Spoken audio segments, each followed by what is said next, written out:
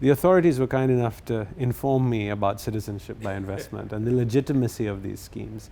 And I was in total shock. Sounds like fairy tale. I met Prime Minister and convinced him to do the right things. I mean, cosmopolitan is a very polite way to describe it. I mean, most people just say I'm confused. And freedom very often comes with your nationality.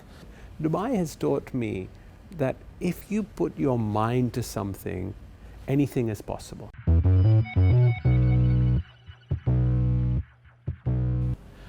Dear viewers and subscribers of our program SHARPe Talk, welcome to our new series, which today takes place in United Arab Emirates in the city of Dubai. And today my guest is Mохаммед Асария, who made his name as a kind of vocal advocate of the new standards in the CBI industry. And he is also the founder and the principal of the company called Range Development, who made his name by very good, high quality and prestigious resort developments in Caribbean islands, like St-Kits, where he built Hyatt Resort, in Dominique with the famous Kempinski Resort, all completed. And now he is in the process of building Six Senses Resort in Grenada. Welcome to my show. Thank you, Andre. It's a real pleasure to be here and pleasure to welcome you to Dubai. Thank you, Mohammed. I start with the general questions, okay? And the first one would be, if you have to characterize yourself in one sentence, what it would be? So look, I started life as a lawyer. I was born and brought up in the UK. And then I realized very quickly I wasn't good at being a lawyer. When I realized I wasn't very good at being a lawyer, it coincided with an opportunity to move to Dubai. And this was about 2005. And at that time, I was recruited by HSBC Investment Bank when I joined the bank here in their debt capital markets division. I worked there for a few years, and then I set up a small investment bank in the DIFC. And it was that journey, moving from London to Dubai, which really broadened my horizons.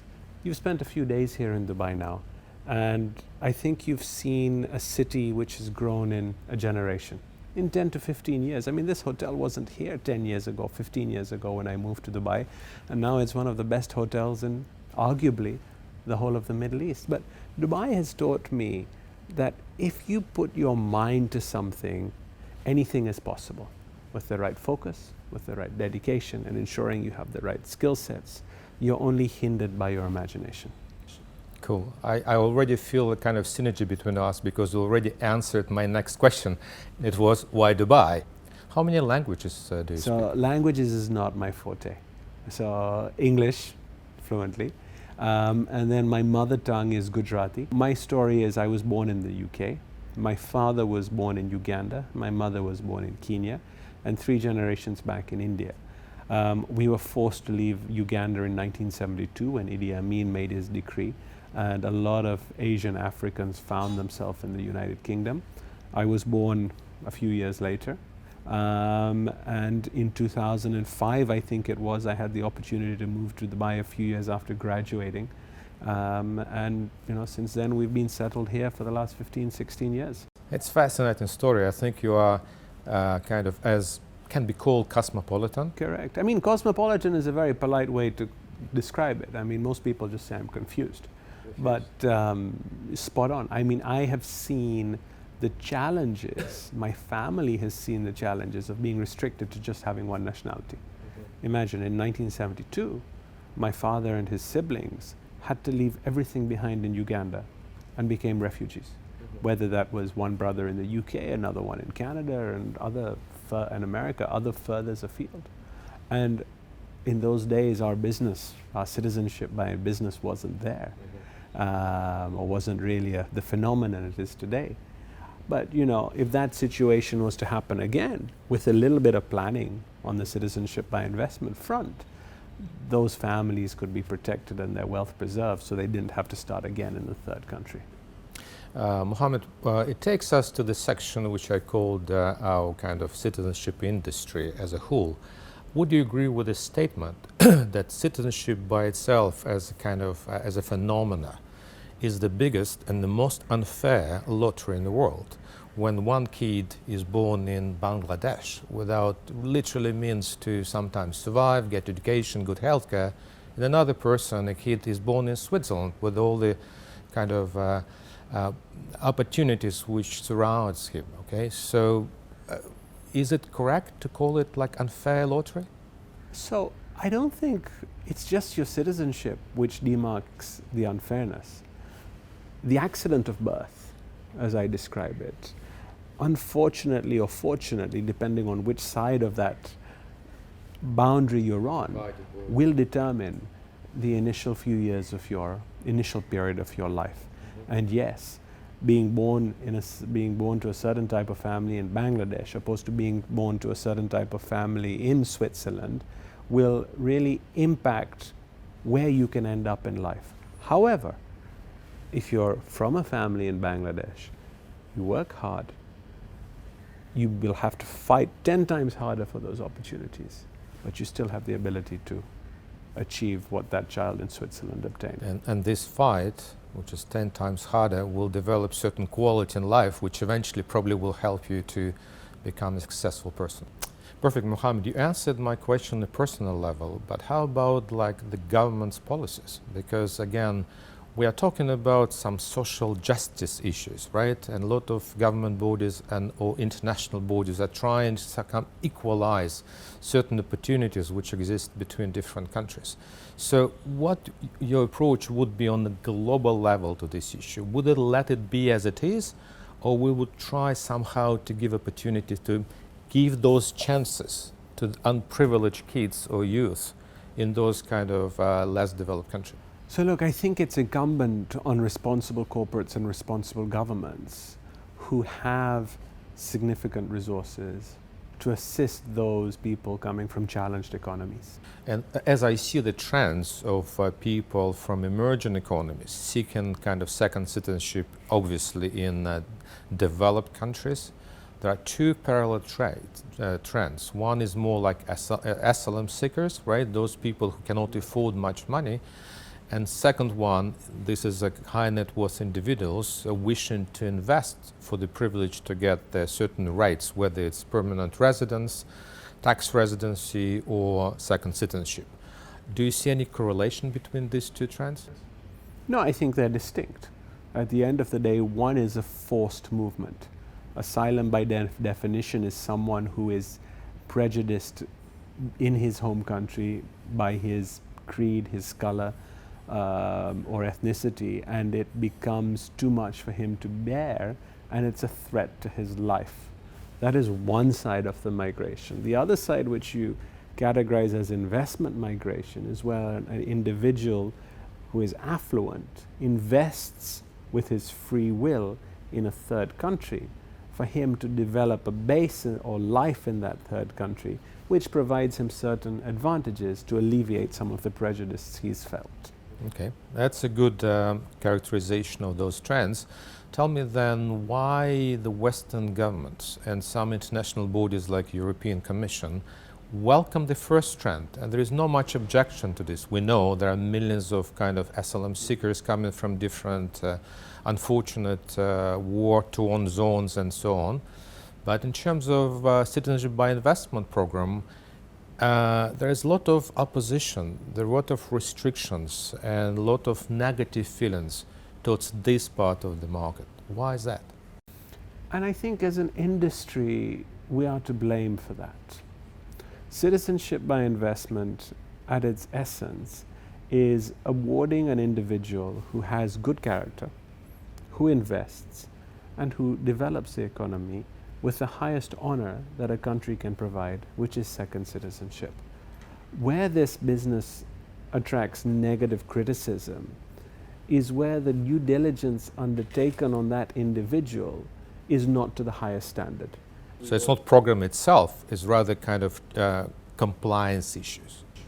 Compliance and the management of those programs. And where the management of those programs is sound, that second citizenship program is welcome. So if you take the United Kingdom, it has a tier 1 investor visa. You don't see too many complaints about the tier 1 UK visa program. Yeah, you see a little bit of rumblings, but not to the extent that you're seeing in Cyprus. okay, which led to the shutdown of the Cyprus program. Because yes, due diligence sometimes goes wrong. Due diligence only judges an individual at the time that due diligence snapshot was taken and doesn't govern what happens in the future. So sometimes people change, and you can't blame a government or a regulator because an individual chose a different path. I'm not privy to the discussions which took place surrounding the decision to halt Cyprus's citizenship by investment program. I'm presuming there was a lot of influence from the European Union to take that step, maybe the US as well, and that's why Cyprus took that abrupt, sudden decision. And we just saw the clips on Al Jazeera of what was happening. Maybe the challenges were so endemic that they felt they had no other option. Is this a 2-year hiatus? 3-year hiatus? Will Cyprus come back to the citizenship by investment field? I don't know. It's not a market I have any business interests in. It's something I watched with great sadness because it put a black cloud over the whole citizenship by investment industry. But I think it gave an opportunity to countries who distinguish themselves by adhering to the highest due diligence standards to succeed in this business. Because now high net worth individuals realize that it's not just the investment they're looking at. Is buying a house in Cyprus a good idea? But how strong is the government, and how much do they adhere to their rules and regulations? And are they only letting good people come into the club, all right, prior to making that decision on which country to proceed? And that's something us as a developer also look very closely at. We only go invest in countries where that due diligence process on the applicant is respected, because we also want to ensure the longevity of the citizenship by investment programs in the countries in which we participate. Agree. But do you think that generally this kind of second citizenship becoming more and more important element for the high net worth individuals in terms of their requirements? Well, taking Maslow pyramid, after the initial satisfaction of basic needs, which includes your wealth, I mean physical wealth or financial wealth, the next requirement is the freedom, okay? And freedom very often comes with your nationality. So a lot of high net worth individuals tend to satisfy this next step need by acquiring second citizenship. Do you think this trend will grow with time? I think so. So in the last 12 months, everyone's been through a shock. We never thought we'd be locked in our own houses by force by the governments, which was the right step to take at the relevant time. But the corona pandemic increased the high net worth individuals' anxiety, whether it's against social issues, economic issues, political issues, or even just freedom. Okay, you're from Russia. Today you can only travel to Dubai, Tanzania, Maldives, and Turkey. and Zanzibar. It's a beautiful island of Zanzibar. So there's 4 lovely destinations you can go to. But if your business would take you to London, or your business would take you to Egypt, you would struggle. A second citizenship would alleviate those challenges, which could otherwise be seriously impacting your business. Okay? So that's one reason why high net worth individuals, whether from Russia for that region, or Africa, or Southeast Asia, are really looking towards second citizenship, because as the green shoots of the economy start emerging, travel will return. The economy, as I'm reading, is like a coiled spring, and to be able to benefit from the expansion of this spring, you need to have all the tools at your disposal. There is a common statement which I hear all the time, that after the COVID, the world will never be the same. Would you agree or disagree with this statement? Humanity has very short memories. A lot of people said after SARS, Hong Kong would never be the same again. A few years down the track, Hong Kong was the same again. But they learned so that if there was another outbreak, they were very quick to be able to lock it down. A year ago, 9 months ago, if I asked you, would you be sitting in Dubai, you would probably be saying no, correct? At the height of the lockdown. You're here now. You've been around the city. You've been for dinner every night at a different restaurant. You've played golf. You've spent time on the beach. All of which was unthinkable 6 to 9 months ago. So you are an example that the world and society is like a coiled spring. Let's not be too melodramatic. So your answer is the world will be the same, which coincides with my opinion. Hopefully, as vaccines are more widely taken, as science develops ways to treat COVID, which is more efficient than what we had a year ago, and that's only natural as the life cycle of a disease develops. We'll have to learn how to live with COVID. But I think it's a testament to society and a testament to science that we've been able to get back to this level of normality. And I think Dubai is an example of what can be achieved. Do you think the after COVID results and conclusions which people will make, okay, and there will be certain judgments done on policies of different countries, different governments, how they treated this pandemic? Do you think it will change the world ranking of different countries in terms of their attractiveness and respective ranking of different citizenship? You've seen it. Look at Dubai. And I keep going back to Dubai because we're here this morning. Okay? There has been a big inflow of people because Dubai managed itself well from a healthcare perspective. Okay? And no one needed for food. We see pictures of people in Europe, fights on supermarkets for essential items. None of that happened here. Here the healthcare system coped well. And high net worth individuals would like to have bases in those countries. Also look at the Caribbean. They managed it well. So the ranking will be different. 100%. You'll decide where you want to live based on the way and the trust that you have in that government. Can you give your view of this ranking? Like, who are those top countries which will be the most appealing to the high net worth individuals in terms of physical living, citizenship and all these things? I think a combination of Caribbean in terms of citizenship, okay? Because that has really come out as a respective citizenship. Caribbean nationals can still travel everywhere.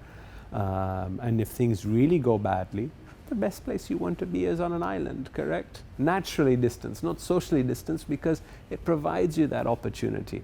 So I know a number of individuals who actually went to our hotels when they reopened, booked in for 6 months, got their good internet and managed their businesses from home, which was now either the Kempinski Dominique or the Park Hyatt in St-Kitts. And I think that's a trend we're going to see more and more, especially for those individuals who live in North America. So they would potentially take a Caribbean citizenship, or even Europeans take a Caribbean citizenship and have a base there. God forbid this pandemic happened again. Because I do believe that I think we may have more and more of these episodes unfortunately happening. I don't believe this is an isolated incident. Already in my lifetime we've seen SARS, we've seen Ebola, we've seen the MERS, and a whole bunch of others. Corona escaped the shield that the world put up, but unfortunately I think we could have other viruses which also create havoc.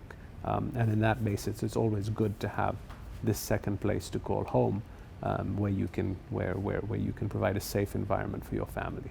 Cool. And tell me, Mohammed, do you believe in such a phenomena or category as national identity, where people kind of try to identify themselves as, say, Arab, Russian, American, or there is certain trend of actually cosmopolitan kind of route where people kind of feel themselves more as a global citizen?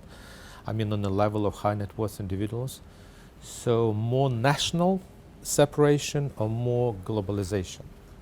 Individuals tend to congregate with people who are similar to them. Historically, that's been along lines of nationality, religion, creed, color. But I think as the world returns to where it used to be 2 years ago, and we definitely had this ingrained concept of global citizen, we will return there. A year ago, everyone was talking about the death of globalization. It's on its way out. I don't think so. I think the global citizen will return, and you will congregate with people of similar stature, mindset, belief as yourself, and you'll be agnostic as to dividers such as nationality and creed. And tell me in this respect how you see the quality of life globally developing.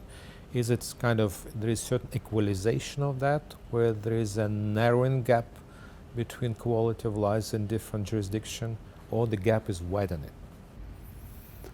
I think if you look on a country-specific basis, it really depends on the country. But unfortunately, on a global scale, the division between the haves and the have-nots has unfortunately grown in the past period. Is that trend reversible? We hope with the good motives of the haves, and we're seeing some fantastic philanthropic steps being taken by a number of the haves. And we hope that that's an example that many people adopt, and the benefits of that spread across society. Generally, what do you think of digital identity when there is a possibility in some jurisdiction to apply and actually get some of your ID or even citizenship kind of online without physical attachment to the country you now belong to? So, the world is digital. Okay, that change has happened, and that change will continue to happen. Applying for citizenship online without a period of residence or a period of visitation, I don't have an issue with that, providing that country has substituted that physical requirement with a stringent background check, because no country wants to inherit a bad egg. So compliance and KYC should be still on. And that's where we started the discussion. What a citizenship program needs to be successful, it needs to have strong diligence. Can I interrupt you for a second to give one quotation which I found in this respect, just quote unquote. Mohammed is a trusted advisor to Caribbean governments on citizenship by investment policies and has been involved in the restructuring of multiple citizenship by investment programs across the region. So that's a quotation. So tell me, what was the most challenging mission you ever had doing that? I think when we started, and I don't know if I've ever told you how I started my business. It happened by accident. It's everything in life. Yeah, it's one way to look at life. I was in my office in Dubai. It was around 2011. And an individual came to see me. He didn't know my nationality. And he said, I think you need a citizenship from Sint-Kits. In those days, you pay $500,000. 3 months later, you get a second citizenship. And the pitch was it allows you to travel the world. You know the pitch. I was in total disbelief, and I thought this was really, not kosher. And in fact, to the extent I reported this individual to the authorities, saying that something very strange and dubious is going on here. The authorities were kind enough to inform me about citizenship by investment and the legitimacy of these schemes. And I was in total shock because, I grew up in the UK and I know what my father went through. The first bucket of what you said, the refugee status, and he had to, live in the UK for a period of time, work. I think he had to live there for 7 to 8 years before he got his UK passport, to which I'm eternally grateful for the steps he took, because I have had advantages from his journey. But anyway, after I found out about the legitimacy of these programs, I thought, what a great idea. And in fact, I was even more shocked to find that St-Kitts and Nevis started this industry in 1983 when they got independence from the British Crown, because one smart individual worked out that they could monetize their good diplomatic relations, providing visa-free access or travel for high net worth individuals in return for an investment. And I'm still waiting for someone to tell me who that individual was in St. Kitts who conceptualized this, because I want to go and shake his hand. But an absolute genius. Okay, so that's how I landed upon this opportunity. So what was your biggest challenge? Anxiety, I'm getting to it. So when I went to St. Kitts, what did I find? I found people selling 50 square meter rooms for $500,000 in those days. And these developments were not really creating long-term impact. Okay, 2 construction jobs per apartment. That's not going to help an economy grow. So I said to the then Prime Minister of St. Kitts, in my humble opinion, this isn't working.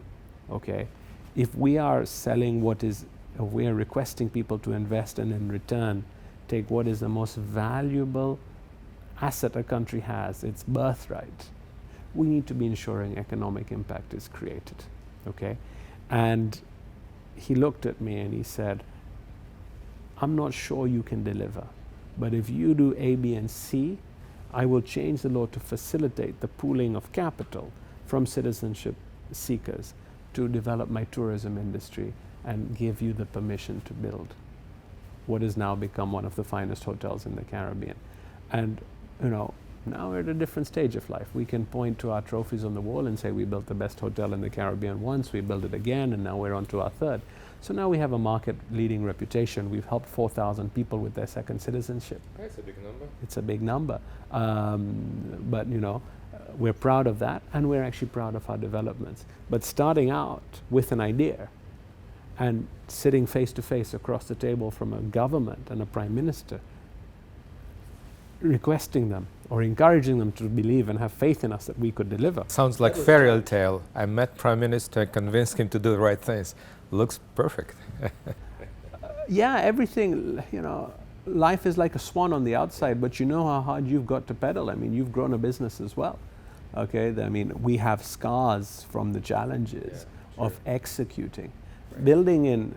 You're redoing an apartment in Vienna. You're finding it quite challenging, correct? Absolutely. And you're living 2 hours away. Yeah. We're sitting here in Dubai, and we've undertaken 2 of the largest construction projects the Caribbean has seen, and now on to our third.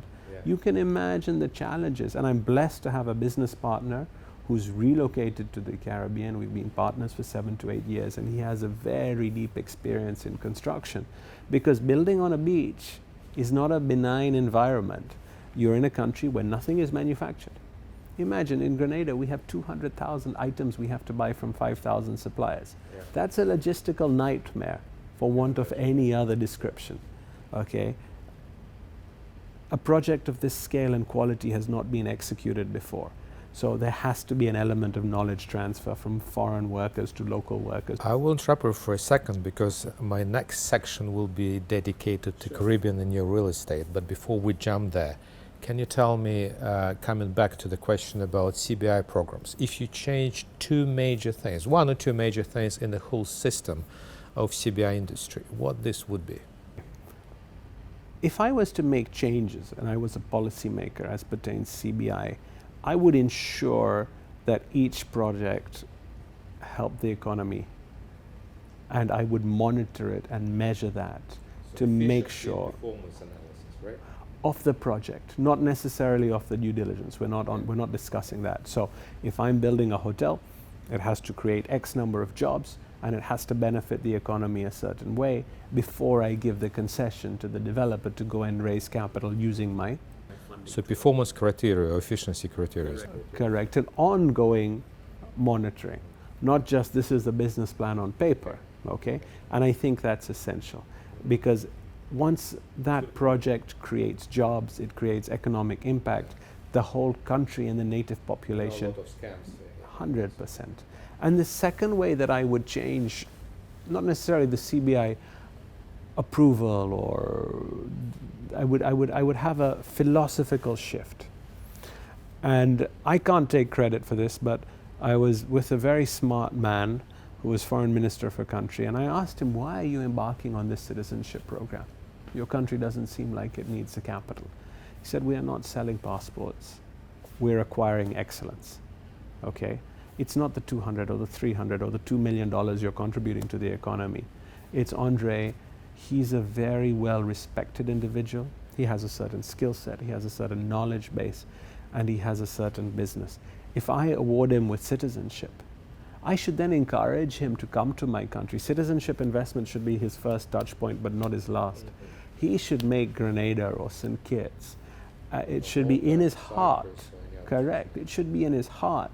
And as a government, I should forge relationships with my economic citizens who are at a certain level, okay, who can then contribute to the further development of that country. I should say 2 perfect points. I couldn't agree more with what you said, and I can only sign a petition with these 2 suggestions. Perfect. So sorry I interrupted about Grenada and Caribbean, because now we're coming kind of more into real estate section and your real estate development experience. And you started to tell that you chose Caribbean islands, and particularly those islands, for doing development. Before we jump in on details of procurement and all these things, Why so far from where you are? Like there are development opportunities here in Dubai, plenty. Okay, and we were always taught that when you do a business, be in a niche and become really good at what you do and understand your skill sets. And I think that self-realization process is something which always guides us. So and how would you generally characterize the real estate market in, say, Grenada or other islands?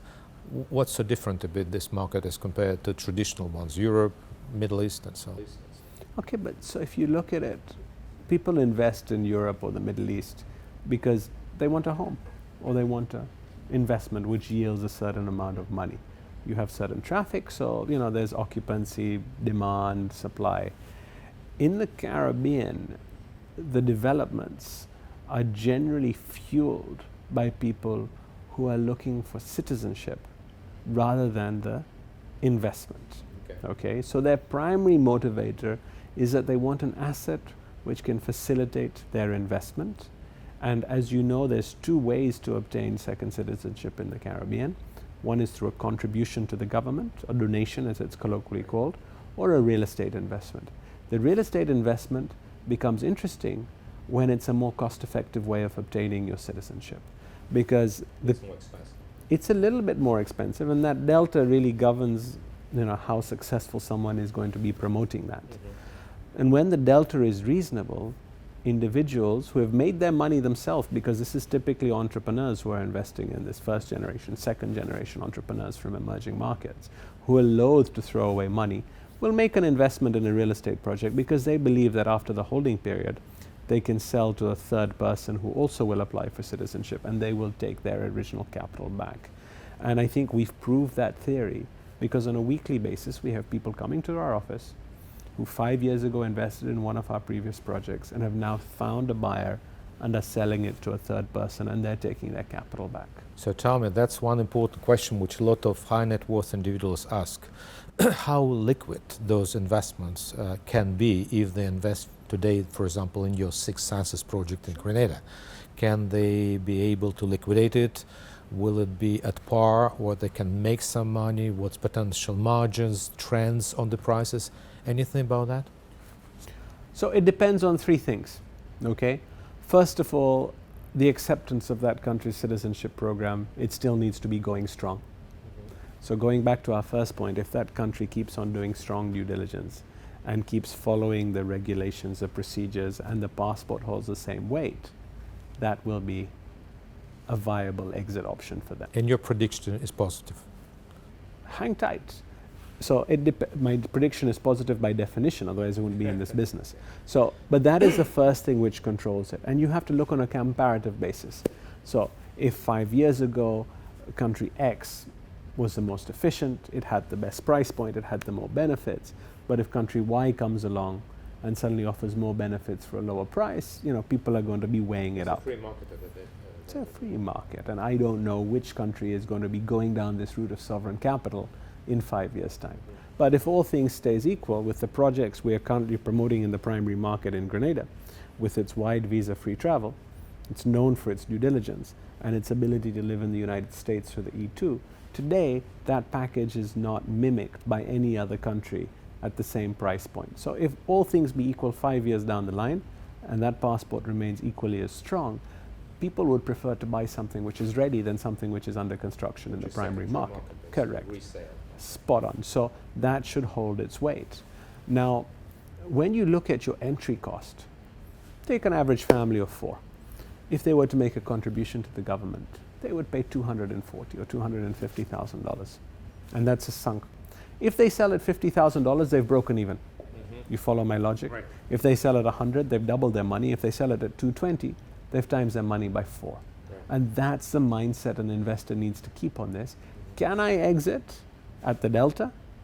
Yes, 100%. Can I exit at 220? You should be able to if all things are equal and the country maintains its second citizenship status, okay? And I have seen on a weekly basis individuals exit our previous projects and achieve the Cool.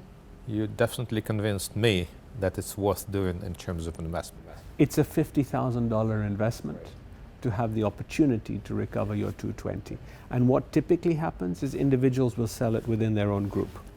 And tell me, for example, is there any chance that some of the Caribbean countries, and maybe Grenada, could in the future become Singapore of Caribbean or Dubai of Caribbean? I mean, possibly will do what Lee Kuan Yew did for Singapore or Sheikh Al Maktoum did for Dubai. We hope so. Okay, so what's missing and what's required now to repeat this phenomenal experience? So look at Dubai and Singapore. They're little cities on the grand scheme of Fishing villages before, right? Both of them. Correct. Dubai, yes, I don't know about. Yeah, exactly same thing. Fishing village. And Part of Malaysia, if I remember, right? correct. They have very large populations around them, and the Caribbean has that ingredient.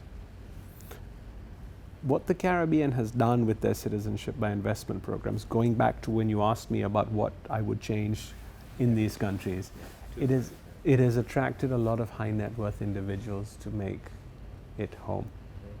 If the skill set and potential of these individuals, and they could invest in their new home, that could really catalyze one of the islands growing significantly and achieving the tag of the Dubai of the Caribbean or the Singapore of the Caribbean. The Caribbean is the third border of the United States.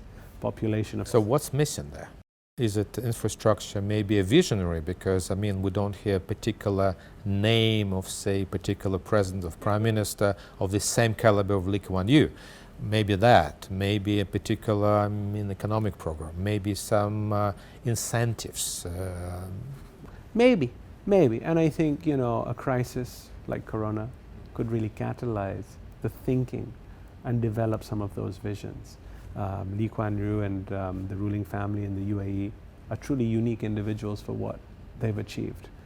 But again, if the Caribbean can look at these two cities and see that anything is possible, and use the natural resource, which is now citizenship by investment, and the very established individuals it's already attracted as citizens, with having 300 or 400 people in North America, and probably a larger number of people in Latin America, it's sitting with a very strong base around it. And they have the same base, a fishing village which can grow into a world-class city. And coming back a little bit to your professional ambitions, when you do your projects, and I assume your flagship project would be probably Six Senses now, because you will learn from all the previous experiences, make it... Oh, we learn every day. Yeah. That's the beauty of life. So when you have your ambitions in terms of competing against somebody, do you compete against other Caribbean developers or against worldwide developers like for example, people like Naguib Sawiris, the famous Egyptian billionaire? Look, I think Naguib has done a fantastic job for Grenada, built a fantastic hotel in Silver Sands. But let's go back again to where we started. What is our skill set and what is our ambition? Our objective is to build the finest hotels using capital raised from citizenship by investment. Yeah. Okay? To my knowledge, there's no other developer out there who has successfully built a hotel. Scores have tried and failed, unfortunately, in my business in terms of building hotels and using capital from citizenship seekers. So where we distinguish ourselves is we have a fantastic reputation in the citizenship by investment world, and we put that capital to use in countries where they have a second citizenship program to build beautiful buildings and iconic buildings. So, you know, have your niche, right? We have our niche. Lots of people have tried. Unfortunately, some carry on pouring concrete after 7 years of trying. Other people's product is questionable. Maybe they started with good intentions, but realizing, using the phrase I did earlier in the interview, building on a beach is not a benign environment. It is a challenge. And we are execution first. And So that what are distinguishes the key us. factors of your success? Tell me, like, what Planning. Planning. Number one, planning. Number two, having the technical expertise to execute. And number three, having the financial expertise to execute. This business is not as simple as people think. Putting a sign outside your door saying citizenship by investment, you don't have 500 people walking in automatically off the street to find you, and then being able to use that capital to build It's not as simple. It's not Dubai, it's not London, it's not Moscow. You click your fingers and you get a general contractor and you have 15 bids and you choose people. We have one of the best construction management teams, which has been set up under my partner Kamal's direction. Some of the best individuals with Caribbean knowledge who've built 2 of the finest hotels. And it is raising the capital. It's a competitive business, as you know, and being able to use that capital and deploy that capital sensibly. And it's that link where we are different. Okay. So you definitely built your reputation, and reputation now works for you. So tell me, as example, what's the percentage of units have been sold in Six Sunsets Grenada? 60%. And that's of the plans. So you just started physical construction, right? We started construction in 16. We opened it at 19 with 2 of the strongest windstorms on record hitting Dominica, Hurricane Irma and Hurricane Maria. Sorry, Tropical Storm Erica and Hurricane Maria. And we were not even a single day late because we built properly, we built to the highest standards, and I believe we welcomed you as our guest in Dominica. And you will see that the doors, it's bulletproof glass, correct? Because the biggest risk in a hurricane is something outside becomes a projectile and moves at your window at 200 miles an hour or 150 miles an hour. We adopt the highest levels of seismic engineering. So we build to the highest quality international standards to ensure the asset can survive all the natural perils. And execution-wise, we push to achieve our deadlines. What will hold us back? Another lockdown, not being able to work on site. But these are things that we can't legislate for. But if the situation stays as today, Q4 2022 or Q1 2023, this hotel will be open. Sounds very promising, and I have a tendency of trusting you because I know you so well. And tell me, you rely on obviously partners who are responsible for business development, marketing and sales around the world. How you pick those partners, and how you pick those partners you can trust and perform? What are those criteria? Okay, tell me about that part of your business. Simple, integrity. When we're looking for partners to business develop for us, whether it's in Moscow or Singapore or anywhere else in the world, we're looking for individuals who are, 1, have a determination, and 2, are known for their integrity.